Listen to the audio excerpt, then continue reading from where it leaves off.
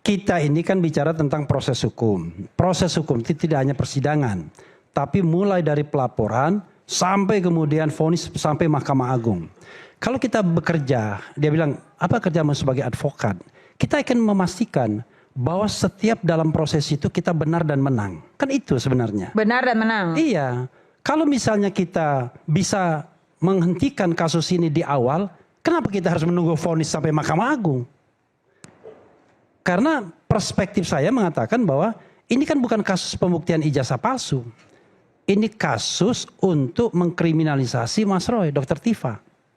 Kriminalisasinya adalah dia dianggap melakukan fitnah, pencemaran nama baik, kemudian juga ujaran kebencian, dan kemudian pasal 32 ayat 1, pasal 35 mengenai pemalsuan atau replikasi atau edit dokumen misalnya. Nah, disitulah kita melihat bahwa ini sudah digeser gawangnya. Bukan pada pembuktian ijazah, tetapi pada proses yang di luar itu. Makanya saya katakan berkali-kali, misalnya dalam vonis pengadilan mengatakan bahwa Mas Roy tidak bersalah, maka tidak akan ada statement bahwa ijazah itu asli atau palsu. Demikian juga sebaliknya, tidak akan ada statement ijazah itu asli atau palsu. Nah, itu keyakinan saya. Makanya di dalam step kita harus bisa memenangkan ini. Sekarang ini apakah kita bertarung? Bertarung kita. Kita bertarung untuk mengatakan apakah kasus ini bakal P21 atau tidak. Itu kan pertarungan hukum. Bukan pertarungan opini dan politik. Itu pertarungan hukum. Kalau kasus ini tidak P21 dan kemudian nanti dihentikan, SPDP-nya dikembalikan oleh kejaksaan, maka secara teoritis kita menang. Bahwa apa yang kita sampaikan itu benar dan menang. Jadi bukan kemudian kita nunggu di ujung. Memang kalau dilimpahkan ke pengadilan ada bonusnya. Bonusnya adalah bahwa nanti akan ada show, ya kan? Akan ada Pak Jokowi dipanggil. Itu pun saya dengar kayaknya diupayakan untuk tidak datang misalnya. Nah, karena itulah kemudian dalam setiap step kita berargumentasi. Argumen itu menuju kepada sebuah pemikiran, sebuah pendapat, bahwa pendapat itulah yang kemudian akan dijalankan oleh jaksa. Kenapa kami misalnya capek-capek datang ke Kejaksaan Tinggi atau ke Kejaksaan Agung? Mau main-main? Tidak, kita ingin menang. Kita ingin menegakkan kebenaran. Karena itu kebenaran itulah yang kita kabarkan kepada mereka bahwa ini kasus baik secara formil maupun material tidak layak ditindaklanjuti. Nah, tidak layak ditindaklanjuti itu nothing to do dengan pembuktian ijazah palsu atau tidak. Karena forum untuk membuktikan bahwa ijazah itu palsu atau tidak banyak. Salah satunya apa yang dilakukan oleh tim pemburu ijazah palsu yang sudah menyebut nama-nama lain misalnya. Kemudian Bonatua melakukan upaya, Subhan Palal melakukan upaya. Mas Roy dan Dr. Tifa juga ke KIP juga, ke Komisi Informasi Publik juga untuk mempermasalahkan dokumen dan lain sebagainya. Jadi kita akan mencapai sebuah hasil yang memang genuine bahwa kita akan mendapatkan konfirmasi apakah ijazah itu asli atau palsu. Tapi saya meyakini, ya izinkanlah saya meyakini, itu tidak akan didapat oleh dalam persidangan yang menersangkakan seseorang karena dituduh fitnah, kemudian pencemaran nama baik, ujaran kebencian, dan kemudian pemalsuan dokumen dan lain sebagainya. Dan itu sudah terbukti, proven, terjadi pada Bambang Tri dan Gus Nur. Bambang Tri dan Gus Nur itu dihukum hanya dengan fotokopi ijazah, bayangkan. Tidak ada yang namanya ijazah so-called asli. Kalau kita mengatakan ijazah itu asli, maka seharusnya demi hukum ijazah itu harus ditampakkan, harus disita oleh jaksa pada waktu itu dan kemudian ditunjukkan pada sidang Gus Nur Bambang Tri. Ijazah kapan? Ijazah yang ditampakkan pada tanggal 15 Desember 2025. Kan nggak mungkin secara teoritis ijazah itu ijazah baru. Kecuali memang dibuat baru. Kalau ijazah itu adalah ijazah tahun 85, maka bisa hadir dan eksis pada tahun 2022. Pada tahun 2023. Tapi buktinya, eksisnya kapan? Eksisnya pada akhir 2025. Maka kemudian Mas Roy dengan ilmu telematikanya mengatakan ini bukan asli. Kemudian Dr. Tifa dengan ilmu matematika Bayesian mengatakan ini tidak asli. Rismond dengan digital forensik mengatakan ini tidak asli. Ini palsu semuanya. Kita dengan mata telanjang mengatakan fotonya berbeda. Nah, pertanyaannya adalah kenapa kasus ini tidak kunjung selesai? Karena ketakutan Pak Jokowi sendiri. Kalau ini dibuka ke ruang publik, apa yang kemudian kita temukan, maka bisa geger negara ini. Makanya saya pernah mengatakan, instead of on court proses, saya mengusulkan out of the court misalnya. Apa itu? Bikin tim independen untuk meneliti masalah ini. Agar kemudian dia bisa mengenyampingkan, bisa menerobos sekat-sekat politik yang ada. Pak Prabowo bisa turun tangan, selesai. Apakah tujuan kita menghukum orang? Enggak, bagi pribadi saya. Tapi menegakkan integritas nasional. Apakah ijazah itu asli atau palsu? Agar selesai perdebatan kita. Dan itu tidak akan kita capai dengan sidang Mas Roy, Dr. Tifa, yang jelas-jelas diincar atau mau dikriminalisasikan. Itu baik, poin saya. Poinnya. Tadi Anda ingin menanggapi sedikit Bang David, silakan. Singkat aja tanggapi tadi ya. Jadi pertama kalau kata Bung Refli Pak Jokowi nggak akan hadir, sudah berkali-kali kita sampaikan, bahkan statement Pak Jokowi sendiri, saya akan hadir ya, menunjukkan ijazah, walaupun sekarang ijazah S1-nya kan ditahan ini. Tapi SD, SMP, SMA akan dibawa sebagai pelengkap. Satu, komitmen beliau hadir, kita pastikan di sini ada langsung lawyernya ya. Yang kedua tadi yang kita juga ingin tanggapi ya, ini proses antitesa opini ya. Tadi kalau dikatakan bahwa ini kriminalisasi kepada Roy dan tim, ini kan kalau kriminalisasi itu mens reanya nggak ada, aktus reusnya nggak dapat, tapi bahkan nggak mungkin tersangka. Nah buktinya bahwa yang berkali-kali ditolak oleh teman-teman di pihak sebelah, 700 alat bukti, bukti-bukti pendukung, saksi ahli 20-an, 100 lebih saksi yang itu merupakan pendukung bahwa semua proses ini bukan kriminalisasi. Nah makanya sekali lagi kita himbau bahwa tunggulah ya. Kalau memang nggak sampai pada P21 ya kita tunggu aja kan gitu. Nggak usah terlalu memaksakan untuk ini sudah harus di stop. Tetapi kalau P21 disitulah tempat Anda membuktikan. Nah tadi saya juga yang terakhir saya tanggapi ke Bung Refli. Kalau dibilang ini bukan momen atau bukan tempatnya untuk membuktikan ijazah asli atau bukan. Karena kasus tersangkanya Mas Roy dan teman-teman itu kan kasus fitnah. Tetapi nanti di dalam ketukan palu itu fitnah atau tidak setelah dibuktikan bahwa ijazahnya asli berarti fitnah. Kalau ijazahnya nggak ada apalagi palsu berarti dia nggak fitnah, bebas. Kan logika hukumnya di situ. Jadi ini adalah salah satu tempat untuk membuktikan apa yang Anda harapkan, katanya ijazahnya Pak Jokowi palsu. Ya kita buktikan di situ palsu atau asli. Kalau asli berarti fitnah itu terbukti, kan itu korelasinya. Tapi kalau memang nggak ada ijazah atau palsu berarti dia bebas. Berarti nggak ada unsur fitnah karena memang dia nggak punya ijazah atau palsu, kan di situ letaknya. Jadi opini harus kita terima, biarlah proses ini. Kita nggak mau membuat berat sebelah ya, tunggu saja proses hukumnya. Jadi jangan bangun opini-opini liar, tapi kita juga memaklumi kalau itu bagian dari proses langkah-langkah untuk mempengaruhi opini publik. Saya sepakat tadi dengan Prof. Fikar ya, jadi kita tunggu saja proses itu Prof ya. Saya sepakat banget karena disitulah sebenarnya hukum menegakkan dan menunjukkan kehadiran dan keadilannya. Dari saya demikian. Baik, Bang Kozin silakan. Satu menit. Ya. Sebentar Bang Refli, Satu menit. Boleh ya, 1 menit. Begini, bro. Ini adalah kasus pidana, ya. Dalam kasus pidana itu berhadapan antara warga negara dengan negara. Bukan kasus perdata di mana kalau Anda berkelahi sampai 1 tahun, 2 tahun, 3 tahun, ya Anda stamina tergantung para pihak. Ini tidak.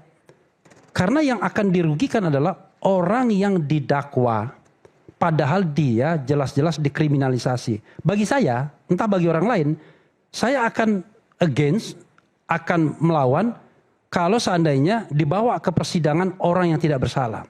Tapi kalau orang yang bersalah, misalnya penjamret, koruptor dan lain, memang dia harus bring to justice untuk mempertanggungjawabkan perbuatannya. Ini adalah under the constitution, bahwa ada constitutional right untuk berpendapat. Karena itu saya sebagai orang hukum tata negara, saya bela. Kan itu bisa bilang, jangankan kasus ini diproses sampai penyidikan, sampai penersangkaan. Dilaporkan saja sudah tidak layak sesungguhnya. Karena ini adalah kebebasan bersikap, berkumpul, mengeluarkan pendapat, baik secara lisan maupun tulisan, yang dilindungi oleh konstitusi dan juga undang-undang. Itu tambahannya. Makasih. Oke, baik. Terima kasih. Silakan Bang Kozin. Ada satu ungkapan, atau boleh sajalah anggap saja ini adagium, yang menyatakan kalau kita tidak mendapatkan keadilan dalam prosesnya, maka bagaimana mungkin kita akan mendapatkan keadilan dari putusannya?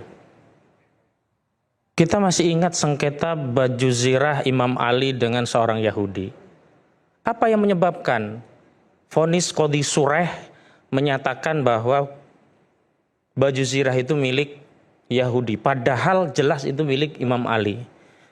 Karena saksi yang diajukan oleh Imam Ali adalah Hasan Hussein yang notabene putranya, yang dalam konteks al-ahkamu bayinah, hukum pembuktian dalam Islam, hukum acara dalam Islam, orang yang masih punya hubungan darah itu tidak bernilai untuk menjadi saksi. Dan kita pun sama. Apa poin dari kisah tersebut? Substansi penting, tapi prosedur juga harus ditegakkan juga. Nggak ada yang kemudian kita anggap, oh kan substansinya penting, demikian prosesnya jalan aja, tinggal aja nanti bawa ke sidangan, toh nanti di persidangan bisa dibantah, bisa dibuktikan. Tidak demikian. Hari ini kita sedang mempersoalkan tahapan proses prosedur yang diatur dalam hukum acara. Yang kami membaca ada dua hal, ada intensi dan atensi. Di mana letaknya? Begini, kalau proses penyidikan itu mengikuti alur fakta, maka segala hal yang berkenaan dengan fakta diperiksa. Mau pro penyidik atau pro tersangka harus diperiksa.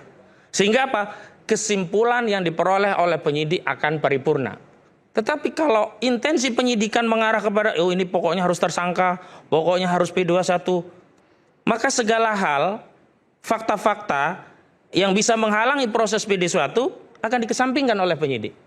Tapi sebaliknya, kalau ingin menegakkan kebenaran, tidak menunggu dalam putusan sejak prosesnya, maka segala fakta yang berkaitan dengan perkara, terlepas itu sebelumnya sudah diperiksa atau belum, akan ditelusuri. Maksud saya demikian, hari ini sudah ada fakta yang jelas, dan secara berani, secara terbuka, dan ini dibawa ke proses hukum, yakni oleh Rizal Fadilah Rustam Effendi, bahwa ada fakta bukan hanya soal ijazah ini palsu, tetapi ada pembuatnya, ada tempat yang membuatnya, ada aktor intelektualnya, ada eksekutornya. Disebut Pratikno sebagai aktor intelektual dan Eko Sulistyo sebagai eksekutor. Ini harus didalami. Kok bisa P21 tapi hanya menggunakan bukti-bukti yang hanya menguatkan untuk melakukan status tersangka. Padahal jika seluruh fakta itu secara fair diperiksa, kesimpulan bisa lain. Oh, ternyata bukan hanya ini palsu, ada yang memproduksi. Oh, ternyata ada hubungannya karena ada Pratikno. Kan ini. Maka menurut saya yang menjadi soal hari ini jaksa itu gampang ragu karena memang dia harus prudent. Dan memang yang membuat dia prudent bukannya soal tadi yang restoratif justice tadi, yang sebenarnya ya secara implisit Saudara Joko Widodo itu ini menghentikan kasus ini dengan memberikan perdamaian kepada beberapa tersangka. Karena memang perspektif yang berbeda adalah bahwa rekan sejawat saya Bung Rifai Kusumanegara melihat ada objek dan subjek yang berbeda-beda sehingga tidak serta-merta ketika sebagian itu di restoratif yang lainnya selesai. Sementara kami meyakini meskipun ada objek, subjek dan lokus tempus berbeda, tetapi tetap dalam satu rangkaian LP yang jelas saat itu 5 orang itu satu kesatuan laporan. Sehingga tidak bisa kemudian ketika satu laporan kemudian diseplit, ada yang bisa diteruskan, ada yang kemudian dihentikan. Boleh begitu berarti penyidikan ulang. Kalau tidak begitu berarti saya tegaskan, berarti KUHAP-nya tidak mengikuti aturan main yang berlaku, tetapi mengikuti kehendak Solo atau saya sebut SOP Solo, KUHAP Solo. Nah hari ini kalau memang mau benar, maka fakta-fakta tersebut harus ditelusuri. Jaksa berikan petunjuk baru, nggak ada masalah beri petunjuk baru karena memang tidak diatur di dalam KUHAP apakah petunjuk itu sekali harus dipenuhi atau apakah setelah ada pemenuhan lagi nanti akan ada petunjuk ulang dari jaksa untuk menelaah lebih lanjut. Kenapa? Kalau ini tidak dilakukan memang tidak akan fair. Lalu betul kata Bung Refli Harun, kalau kita dalam sejak prosesnya saja tidak diberi akses atas keadilan, bagaimana mungkin kita akan mendapatkan keadilan dari putusan? Dalam pengertian apa bagi tersangka? Tentu keadilan itu adalah tersangka ini tidak bersalah. Dan kalau kita bicara kenapa sih kasus ini susah, nggak cepet-cepet sidang, sederhana. Karena sesuatu yang bukan kejahatan dipaksakan menjadi kejahatan. Dan ukuran kriminalisasi itu bukan karena ini ada LP langsung tersangka. Justru ketika ini bukan kejahatan masuk menjadi tersangka, itulah konfirmasi kriminalisasi. Oke, baik. Tepuk tangan untuk Bang Kozi. Kita tangkap poinnya. Saya ingin memberikan kesempatan terakhir mungkin untuk Prof. Fikar. Tadi ada sejumlah nama yang disebutkan.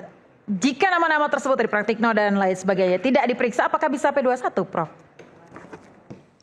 Saya kira itu persoalannya lain lagi ya. Maksud saya gini, Kalau ada pihak lain yang memang ada indikasi dan ada bukti-buktinya, ya itu bisa jalan dengan proses sendiri gitu loh. Tidak perlu juga menyangkut pautkan dengan yang sudah jalan gitu. Artinya apa? Artinya kalau kan gini, baik kasus yang ini maupun Boleh didekatkan lagi mic-nya. ya, baik kasus yang ini maupun kasus yang nama-nama tadi disebut ya. Sebenarnya pembuktian pertamanya adalah apakah ada tidak ijazah yang palsu atau tidak palsu itu. Itu kan itu sebenarnya. Kalau itu tadi, kalau ada ijazah palsunya, maka pencemarannya tidak terbukti. Kan begitu kan? Logikanya kan seperti itu. Nah, sekarang kalau memang ada bisa dibuktikan ada ijazah palsunya, ya maka nama-nama yang disebut tadi ya bisa juga ditarik gitu. Tetapi kalau tidak terbukti gitu ya, ya artinya ya nggak ada bukti untuk menarik mereka juga gitu loh. Saya kira begitu. Oke, Mbak Refli, ada tanggapan dari Anda terkait dengan... Sebentar, saya sedikit saja. Oke. Justru disitulah ada intensi. Berarti memang intensinya hanya mengarahkan ini status tersangka, ini P21, tanpa mempedulikan memang ada fakta baru yang sebenarnya kalau diperiksa berarti bisa mendelegitimasi proses itu. Lalu kalau sudah ada intensi dan atensi mengarah kepada sana, ya saya mau bilang apa? Mau kita pra-peradilan kalau sudah ada intensi, nggak guna itu pra-peradilan. Lalu kita Berarti ini seolah-olah dipaksakan ya? Laporkan saja kepada seluruh rakyat. Beginilah hukum di negara kita, beginilah keadaannya, maka saya adukan ini semuanya kepada seluruh rakyat Indonesia. Oke, baik. Berarti, oke, silakan Mbak Refli. Iya, begini. Sebenarnya apa yang kita katakan sebagai saksi kejadian dan lain sebagainya itu sudah muncul, bukan belakangan ini saja. Nama-nama yang tadi disebutkan rekan Husainuddin itu sudah ada, ditambah lagi Pak Kasmujo misalnya. Tapi apakah kemudian penyidik mau memeriksa mereka? Kan tidak. Itu persoalannya. Jadi kalau kita bicara mengenai pidana itu adalah kebenaran substantif, material, bukan kebenaran formil. Jadi kalau memang ingin mengetahui betul apakah ijazah ini palsu atau tidak, kalau ada informasi-informasi seperti itu harusnya didalami. Kalau misalnya itu dibebankan kepada tersangka untuk menghadirkannya, kami nggak mampu menghadirkan Kasmujo. Karena orang yang melarang dia lebih kuat untuk datang, kan begitu. Sekarang pertanyaan saya, Kasmujo yang jelas-jelas mengatakan dibanggakan sebagai dosen pembimbing, bolak-balik galak orangnya, lalu dia tertawa pada tahun 2022 itu ya. Lalu kemudian 2018, kemudian sekarang dia mengingkarinya. Dan itu membuktikan bahwa ada kebohongan di situ. Dan kebohongan itu related pasti dengan proses pembelajaran. Maka masa penyidik tidak curiga, tidak mau memeriksa Pak Kasmujo. Kalau ada nama tadi Eko Sulistyo, mantan ketua KPU Solo yang juga sudah disebut-sebut oleh Bitor Suryadi dan lain sebagainya. Masa nggak diperiksa? Kalau ada nama Pratikno misalnya, kan kita menghargai azas praduga tak bersalah, tapi bukan berarti praduga tak bersalah itu tidak dengan memeriksanya. Karena nama-nama itu bukan baru muncul belakangan.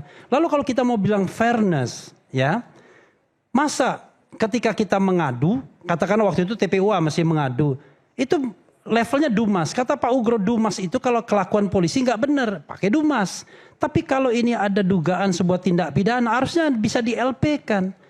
Tetapi itu pun tidak diproses. Ujuk-ujuk dalam proses yang nggak jelas itu, katanya penyelidikan, tapi nggak jelas, tiba-tiba dihentikan kasusnya. Padahal begitu banyak fakta dan data untuk dikaitkan dengan adanya ijazah palsu tersebut.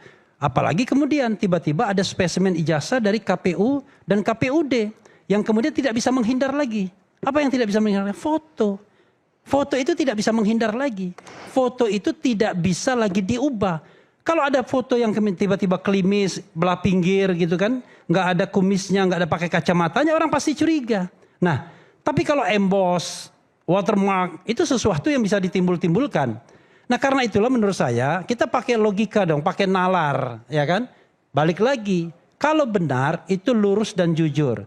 Tapi kalau salah itu berkelok dan macam-macam. Makanya sangat aneh. Kalau misalnya saya punya ijazah UGM dan disuruh tunjukkan lalu kemudian saya belat-belit, kan aneh. UGM itu universitas besar loh. Saya sebagai alumnus UGM tersinggung. Ada orang yang takut menunjukkan ijazah UGM-nya padahal UGM adalah universitas hebat. Ini anak-anak ini sini. Mimpi nggak masuk UGM? Baik. Memimpin Oke, kan? baik. Saya mau dengar pendapat dari Bang Boy mungkin. Ya, silakan.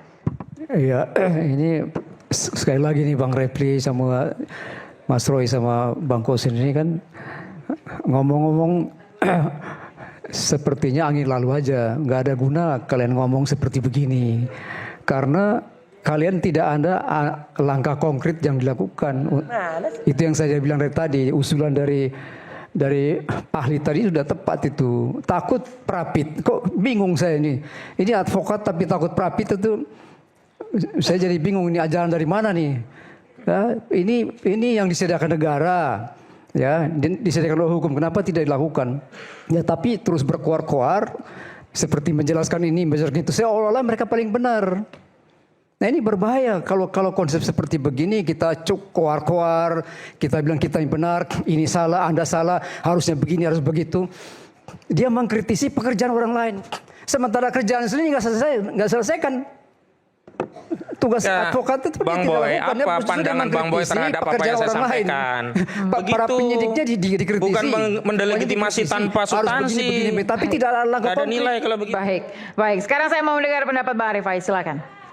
Oke, pertama saya mau komentari yang disampaikan Bang Refli dulu ya, bahwa seolah-olah ini terjadi kriminalisasi. Kalaupun saya, masyarakat juga bisa menyaksikan ya, sejak setahun ini apa saja yang dilakukan oleh Pak Roy dan kawan-kawan ya, secara intens, berulang, bahkan semakin hot, terus menuding ijazah itu palsu, menuding UGM, semua dituding bahwa Pak Jokowi tidak kuliah dan segala macam gitu ya. Ini kan sesuatu fakta yang bisa diikuti. Jadi bukan sesuatu tidak ada perbuatan lalu dilaporkan, itu namanya kriminalisasi, itu fitnah. Ini kan perbuatannya kita saksikan bersama, bahkan masih terekam di sosial media. Ya, coba kalau Anda di posisi Pak Jokowi yang betul-betul kuliah, 1 tahun menghadapi cercaan, hinaan seperti ini, ya, apa yang akan dirasakan? Ya coba hati kecil bicara, ya. Kalau palsu dia harus bertanggung jawab. Tapi kalau betul asli, apa yang rasakan dan untuk Pak Jokowi juga perlu juga kita pahami, kita insyafi. Nah, lalu kedua, pertanyaannya adalah apa benar konstitusi kita tidak memberikan ruang keadilan bagi korban seperti ini? Jelas di pasal 28, negara itu tidak hanya memberikan perlindungan terhadap harta benda, tapi juga memberikan perlindungan kepada apa? Kepada nama baik. Artinya memang negara juga melindungi nama baik setiap warga negaranya. Ada perlindungan itu. Dan karena itu di dalam undang-undang lahir ada 2 pasal. Pasal fitnah dan pasal penghinaan. Jadi ini undang-undang bukan ujung-ujung muncul gitu ya. Memang ini kelanjutan dari konstitusi kita. Ya teman-teman kan ada ya mohon maaf yang terlalu lebih Amerika dibanding demokratis ya. Ini kan suka berlebihan gitu. Bahwa ternyata betul kita demokrasi, tapi di sisi lain juga kita juga tetap secara seimbang melindungi juga warga negara lainnya. Orang boleh bebas berbicara, tapi juga ada hak pribadi yang perlu dijaga, dilindungi. Karena itu ada pasalnya, dan selama ada pasalnya berarti apa yang dilaporkan kan bukan kriminalisasi. Bukan mengada-ngada. Tinggal apakah ini masuk ke dalam fitnah atau tidak, pencemaran atau tidak, ya kami tetap menghormati hak pembelaan, tapi biarkan ini diuji di persidangan. Kenapa? Karena memang di 310 ayat 2, Bang Fikar bisa jelaskan. Di situ jelas, undang-undang bilang begini, seseorang yang dituduh fitnah, dia bisa membuktikan bahwa apa yang disampaikannya bukan fitnah, artinya kebenaran. Kedua, apa yang disampaikannya bagian dari kepentingan umum. Apa yang disampaikannya bagian dari pembelaan diri. Tapi ini semua hanya boleh dinilai oleh hakim. Itu kata di ayat 2-nya. Bukan oleh penyidik, bukan oleh jaksa. Jadi kembali lagi, larinya ke persidangan ini adalah mekanisme yang memang sudah diatur di dalam undang-undang itu sendiri. Jadi bukannya kami mau ngotot harus sidang atau apa, tapi memang mekanisme seperti ini. Lalu tadi disampaikan bahwa seolah-olah ada kekuatan tertentu, bahwa ya saya tidak mengingkari bahwa betul di sini ada kekuatan politik lah ya. Pak Jokowi juga pernah menyampaikan ke saya, sekalipun itu bukan bidang saya nggak mau terlalu mendalami. Tapi sependek sepengetahuan saya, dalam konteks tarik-menarik politik seperti ini, maka harusnya jalan keluarnya adalah yang ideal sebagai negara hukum tetap diajukan ke persidangan.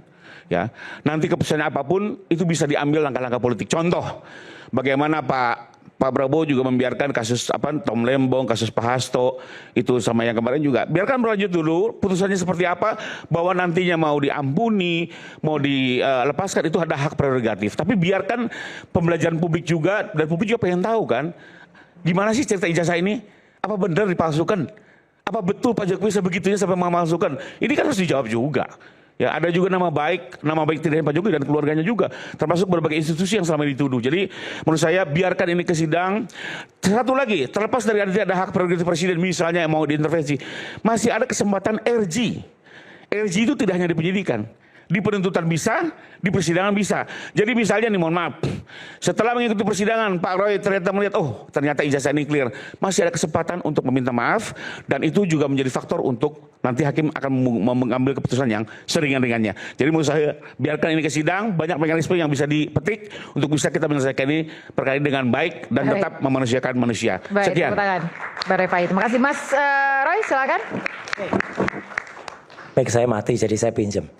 Sayang sekali sebenarnya Mbak Aya, saya komunikasi tadi dengan produser untuk menampilkan salah cetak atau copy paste ini. Ya, ini sebenarnya saya ingin tunjukkan tadi, tapi katanya flash disknya kena virus yang ada di komputer. Boleh dibacakan aja mungkin. Oke, jadi gini. Jadi ini ada surat yang waktu itu surat saksi panggilan yang pertama, ya. Dan itu bla bla bla bla memanggil saya. Kemudian atas bla bla undang-undang bla bla tentang informasi yang diketahui terjadi di Jakarta Pusat pada tanggal 22 Januari 2025 yang dilakukan oleh Egy Sujana, M. Rizal Fadla. Suratnya ke saya.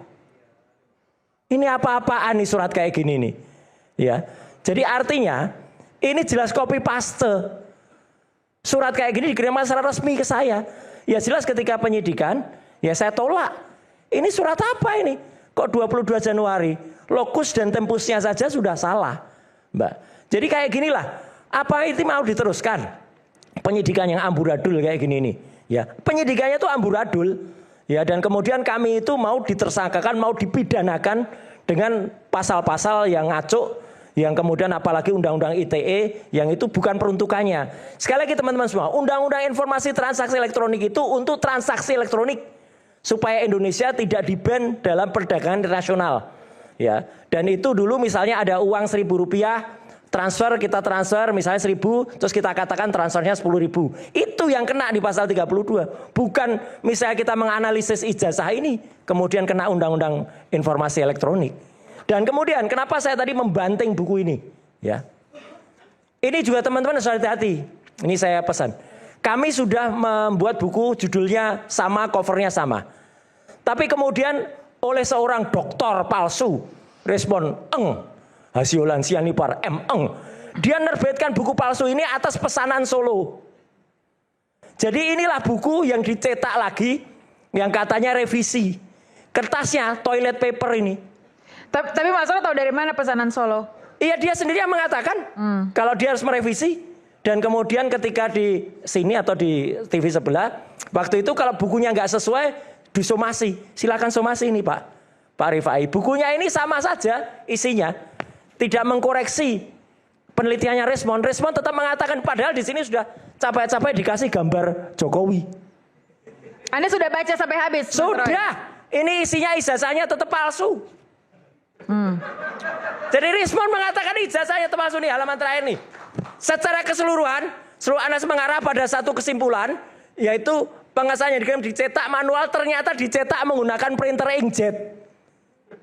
Itu kesimpulannya palsu. Palsu. Sama dengan palsu. Iya, sama dengan palsu. Ini banyak ini yang kemudian dia mengatakan kalau ijazahnya itu meleset atau huruf A-nya mencotot, ada juga di sini.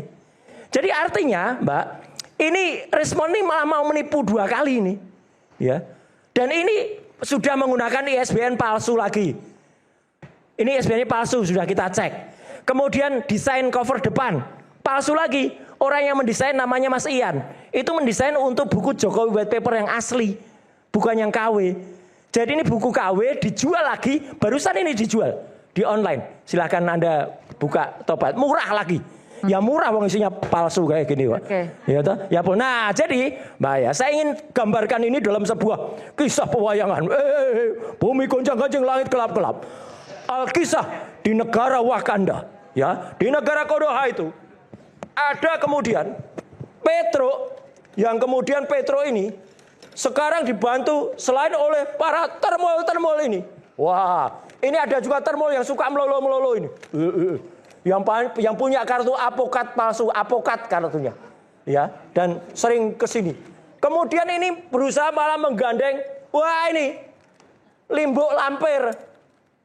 Dia malah mengatakan, sayembara P21 10 juta. Ini malah ngasih sayembara, gimana sih? Sayembara itu melanggar pasal perjudian malahan gitu. Jadi sekarang itu, malah ada beberapa termul mereka, itu yang menawarkan perjudian. Ada Lecu Manan, yang harusnya hadir juga hari ini, nggak hadir. Ya, ini termul-termul itu menawarkan perjudian. Parah sekali ini. Dan ketika tadi Sengkuni, wah, ini Sengkuni yang nulis buku tadi, ya. Ketahuan ijazahnya palsu. Dia sekarang menjadi zombie. Kenapa zombie, Pak ya? Karena sudah ditulis sama keluarganya bahwa dia menghindari beasiswa mengganti, maka dia disebut mati. Makanya zombie. Jadi zombinya ada dua, sepasang zombie. Zombie kok suami istri. Nah, gitu. Jadi sekarang kalau kita lihat, ya saya singkat saja. Petro sekarang makin nggak jelas ini. Kepalanya makin tertunduk ke bawah, makin terbalik, makin bingung dia. Ya, gitu. Karena apa? Kelakuan termul yang parah. Bahkan termulnya ada yang mengatakan gebrak meja. Kemarin gebrak meja. Padahal kan nggak mungkin. Benar tadi kalau apa namanya? Mas Payung mengatakan bahwa itu adalah hoax. Mana bisa ada Petro gebrak meja. Wong buktinya bentuknya aja kayak gini kok mau gebrak meja, itu gebrak meja. Wih, dia mau muter-muter sendiri sekarang, ya. Gebrak meja. Jadi, kesimpulannya apa? Tidak ada yang disebut-sebut orang kuat atau orang besar di balik Kanjeng Raden Multimedia Telematika. Ini wayang besar. Besar banget ini wayangnya. Tapi tidak ada, Mbak. Tidak ada wayang besar di balik kami. Di balik kami adalah rakyat Indonesia semuanya. Di balik kami adalah kekuatan kami semuanya. Dan nanti terakhir saya akan memberikan sesuatu supaya ini tidak kemudian terus-menerus menjadi sebuah kerusuhan. Karena apa? Yang namanya kerusuhan itu hanya terjadi di dunia pewayangan saja. Insya Allah kita enggak, dan insya Allah ijazah tetap terbukti palsu 99,9%. Oke, baik.